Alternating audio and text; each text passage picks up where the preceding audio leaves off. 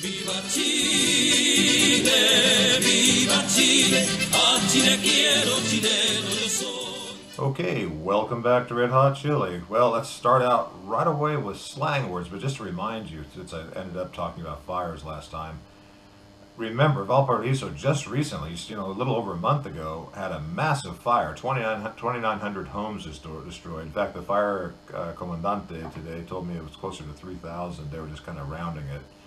Just an incredibly massive fire, and those kinds of things are the health of the state as well. Not as much in Chile as other places, because Chile is run by a volunteer fire department. I mean, literally all volunteers. They have to pay for their own uniforms here. But yet, the kind of crisis that comes up like that makes people afraid. And when people are afraid, they tend to look to public policy in the state to solve their problems, instead of looking to God or looking to themselves or looking to market-based possibilities. For instance, churches, which are part, as far as economists are concerned, are part of the market. It's a travesty that these kinds of things are used or happen this way. But believe me, governments, politicians take great use of any kind of bone that's thrown to them like this when they end up having a fire or a major disaster. So Chile, under this current socialist presidents, have too: the Iquique earthquake, and now earthquakes, I should say, and now the fire. All right, let's get back to slang. Well, here's a few slang words for you that begin with the letter T today. The word taco. Taco, now you may think of that as a Mexican word for kind of food. In Chile, it means a traffic jam. And that's probably because the Mexicans call the hot peppers that the Mexicans eat chilies, right? So it's retaliation. Actually, there's a verb in Spanish, tacar, which means to pound down.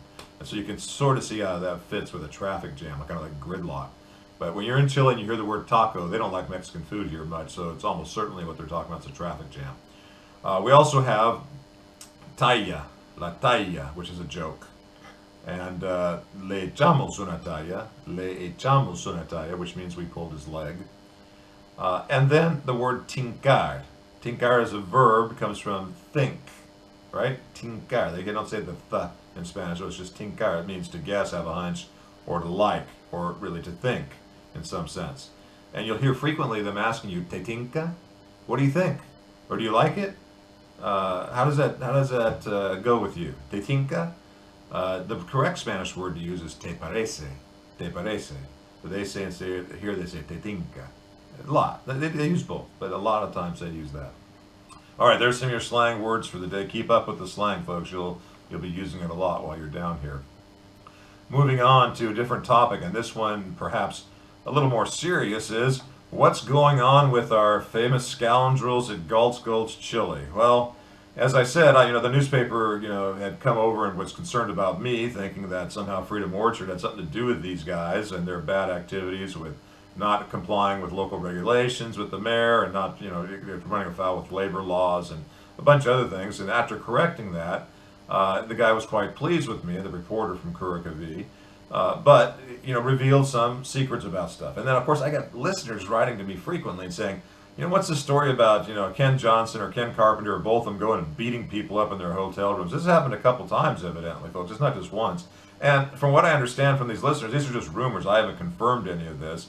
But there's so much of it, you almost wonder, so many different people calling and saying it, there's got to be some truth to it, that they're now on Interpol and the FBI watch list. They can't even, leave the country, without having their passport scanned and flagged because of Interpol. And on top of that, there's so many complaints in the Justice Department in the United States now, where 9 or 10 people have lodged complaints against the Gulch founders that they're in trouble too if they try to go back to the U.S. or probably to Canada, maybe other places. So heats up under these guys, these dishonest people that are making libertarians look bad or giving libertarianism a bad name.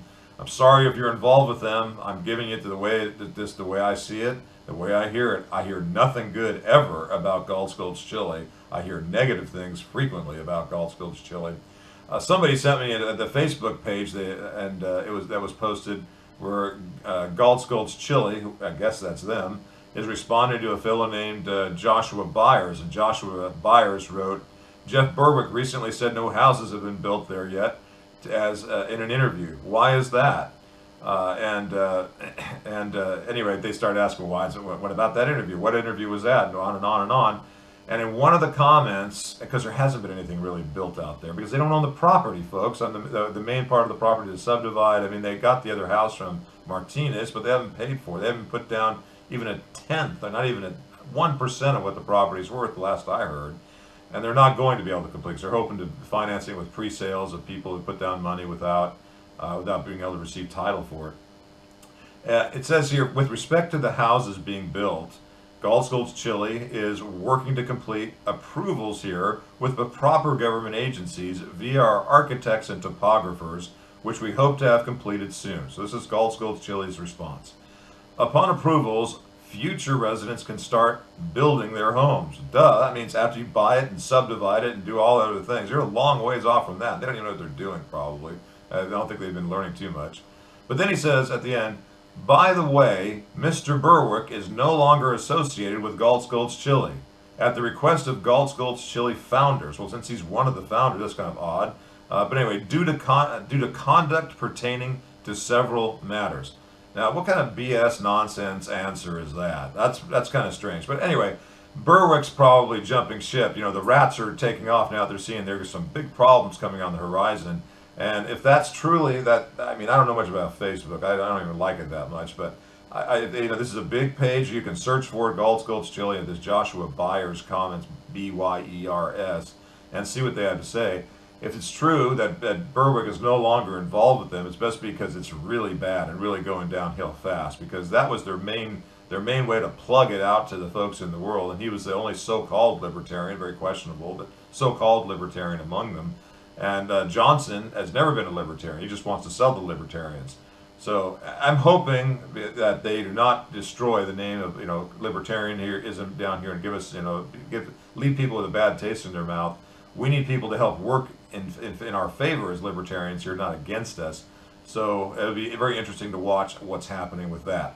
Now, I will also comment that we still are making our baby steps in Freedom Orchard, and we had some very exciting news this week, which I won't tell you about because I don't want to count my chickens before they're hatched. But we had some very exciting news this week, and I appreciate the continued response from other investors calling in, and you know, and my candid answers back to them, and hopefully we'll be pulling something together here very shortly. That's the idea, folks, and when it happens, you're going to be the first to know about it right here on Red Hot Chili, and we're going to make a really great project go through, not something like this this facade or this fraud of Gulch, Chile that you know, was stolen from me initially, and these barbarians kind of took it over.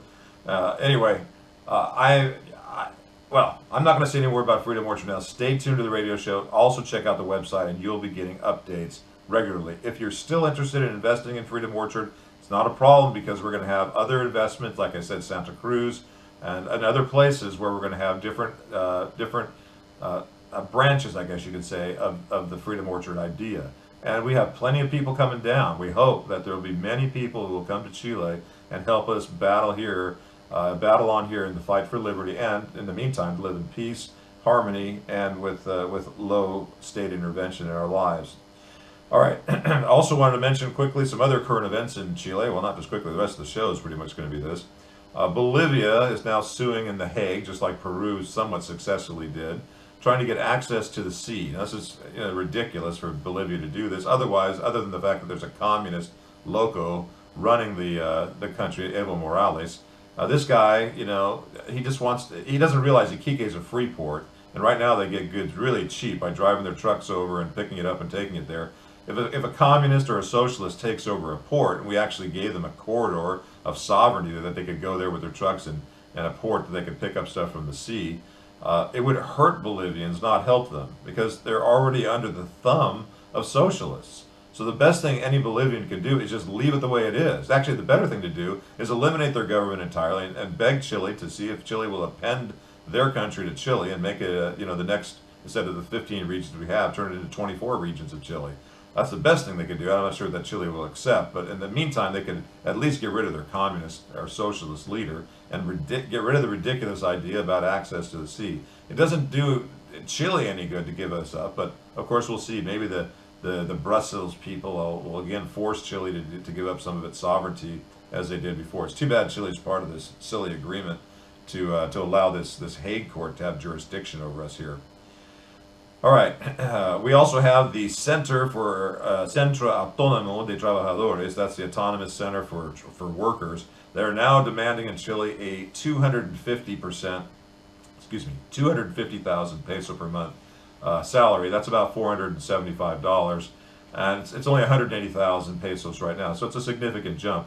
Why would a union who gets higher wages support that? Well, it's pretty simple, because if it takes 5 non-union workers to replace a union worker, 5 unskilled to replace a supposedly skilled union one, and the salaries are much higher for the unskilled workers, then that means the skilled workers can charge more. That's the philosophy or the theory, economic theory of Dr. Eric Schonsberg. I think it's an excellent and exciting theory. Minimum wages, what we all know as economists, cause unemployment.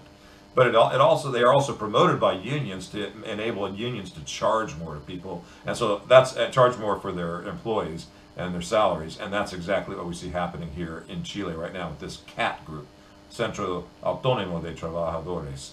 Well, at any rate, we're coming to the end of this segment. That you're listening to Red Hot Chili on the Overseas Radio Network. This is Dr. John Coben, and we'll be right back after this.